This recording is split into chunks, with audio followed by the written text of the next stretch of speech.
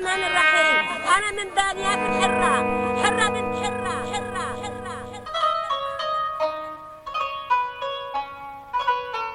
معنا على برنامج متى أصبحت حرة متى أصبحت حر. أنا مهجة قحف، ومعنا اليوم غسان ياسين، ناشط من حلب ومعتقل سابق اعتقل مرتين. أهلا غسان.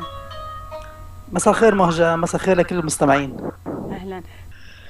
أنا بعتبر حالي ولدت يوم قررت أن أكون حرا. هذا اليوم كان بتاريخ 10 شباط. هذا رح أخبركم ليش. من وقت ما بلشت ثورة تونس حتى قبل هروب ابن علي، بلشنا نفكر ونحكي من بعضنا وهيك على نطاق كتير ضيق بحلب بين أصدقائي على الإنترنت، إنه شلون أصلا نبلش ثورة. شباب تونس هن اللي أيقظوا فينا هي الروح، روح الاهتمام بالشأن العام وطوقنا للحرية. بتاريخ 10 شباط 2011 كان في حلقة على قناة الأورينت، برنامج اسمه البلد بارك. موضوع الحلقة يوم الغضب اللي كان له دعوة على الإنترنت بتاريخ 5 شباط. ليش يوم الغضب بسوريا كان فاشل؟ هذا كان موضوع الحلقة.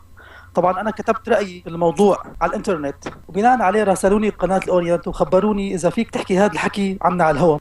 قلت لهم طبعا حابب أوصل رأيي لكل الشباب السوري. طلعت طبعا بتاريخ 10 شباط على قناة الأورينت وقلت إنه سوريا بدها ثورة، بس طبعا اكون معكم صريح يعني قلت وقتها انه انا ما بدي اسقط النظام. وقلت ليش؟ قلت ما بدي اسقط ما بدنا نسقط النظام لانه بنحب بلدنا وما بدنا نصير فيها ولا نقطة دم. زعت حلقة بتاريخ 12 شباط. بعد ما زعت حلقة بثاني يوم تمت ملاحقتي من قبل الامن السياسي بحلب. طبعا من حسن حظي انا ما كنت بالبيت، او ما بعرف اذا من حسن حظي ولا من سوء حظي ما كنت في البيت، فاضطريت اهرب الى دمشق. بعترف لكم بكل صراحة كنت كتير خايف.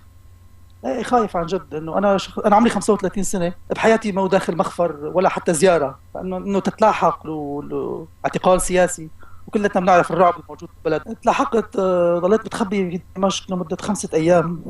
ثم القى القبض علي في دمشق في احد شوارع باب توما في احد مقاهي الانترنت. الثوره حلم ممكن يكون موجود فينا كلياتنا، موجود من زمان. كلياتنا كنا شايفين القمع، شايفين القهر اللي في بلدنا، شايفين الفساد وكيف البلد 5% من مستأثرين بكل السلطة والمال في البلد، وباقي الشعب إما عايش من القلة أو إنه بكل الأحوال الكل كانوا مقموعين. بذرة الحلم كانت هي لما بلشت ثورة تونس، واللي خلانا نفكر بجدية أكثر لما صار في دعوات لدى يوم 25 في مصر، وشباب مصر كانوا على الموعد ونزلوا بكثافة كتير كبيرة. فمن وقت نحن بلشنا على نطاق ضيق على الانترنت، مجموعات سرية على الفيسبوك وعلى السكايب، نخطط لأول مظاهرة. خططنا لمظاهرة حتى قبل شباب مصر فشلت بحلب، يعني ما قدرنا ننفذها. خططنا لمظاهرة واحدة تانية كمان لما بلشت ثورة مصر، كمان ما قدرنا أبدا ننفذها لكتير أسباب. الشباب في دمشق عملوا جهد جبار وعملوا اعتصام بالشموع أمام السفارة المصرية، وقبلها كان في اعتصام كمان تضامنا مع الشعب الليبي. وللأسف أنا من ظروف خاصة منعتني إني أكون موجود معهم بدمشق، بس وقت صار عندي مجال إني أطلع وأعبر عن حاجتنا لثورة بسوريا جتني شجاعة شوي، يعني شوية شجاعة، وقلت رأيي على الهواء. طبعا الصبية من الأورينت اللي اتصلت فيني قبل البرنامج قالت لي شو بدك تحط الاسم؟ انت الوحيد عم تحكي من جوا وعم تقول بدك تعمل مظاهره فشو الاسم بتحب نحط لك اياه؟ فانا دغري جاوبت لها انا حطي اسمي الصريح.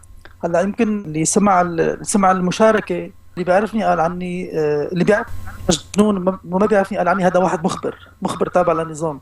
يعني في كتير اشخاص قالوا لي انه في اشاعه طلع عليك انه انت واحد مخبر لانه انت عم تحكي من جوا وعم تقول بدك تعمل مظاهره، وفي ناس ما ماني مخبر غير لبعد ما تم اعتقالي. طلع عفو 24/3، كان وقتها عفو عن كل المشاركين بالأحداث الأخيرة هيك سموه. كان فيه زيادة رواتب، يعني كان فيه شوية وعود جاذبة للشعب حتى يبطل يطلع مظاهرات. تفاجأت إنه الثورة بلشت، يعني وكانت طالعة بدرعة وبعض المدن الثانية. أنا بس بدي أرجع أحكي لكم إمتى أول مرة سمعت كلمة مظاهرة. أنا اعتقلت 19/2 لمدة 35 يوم. آخر أيام من اعتقالي اشتد التعذيب علي بشكل يومي صار، وكانت أساليب كتير قاسية، بس ما كنت أعرف ليش. طبعا كنت موجود بمفردي بمكان تحت الأرض. فمرة كنت راجع من حفلة تعذيب سميها 5 نجوم. الحفلة كانت كتير قاسية، كانت الدماء تسيل من قدمي، وأنا رشوا زنزانة بالمي، كان جو شتاء وكتير بارد، يعني ما عم بقدر أتحرك، يعني راسي عند الباب والمي تحتي برد والدم عم بينزل من جسمي. فجأة بسمع كلمة مظاهرة، فأنا هون هيك بنتفض يعني أقول لحالي عم أتوهم أنا إنه ما سمعت الكلمة، مستحيل يعني. برجع بسمعها مرة تانية، محقق كان عم يضرب معتقل، عم بيعيد عليه السؤال، بيقول له كم واحد في مظاهرة يا كذا، بيشتمه طبعا، شتائم معروفة بالمعتقلات. أنا هون بتأكد إنه صار في مظاهرة بسوريا.